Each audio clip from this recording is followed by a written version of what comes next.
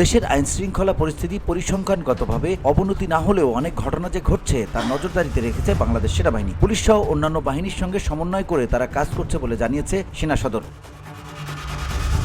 বৃহস্পতিবার ঢাকা সেনানিবাসে আয়োজিত এক সংবাদ সম্মেলনে এসব তথ্য জানান সেনাবাহিনীর military operations director colonel staff colonel Intekhab Haider Khan. দেশের আইন শৃঙ্খলা রক্ষায় সেনাবাহিনীর কার্যক্রম সম্পর্কে ধারণা দিতে এই সংবাদ সম্মেলনের আয়োজন করা হয়। এর আগে গত 13 ও 28 নভেম্বর 2 দফা সংবাদ সম্মেলন করেছে সেনা সদর।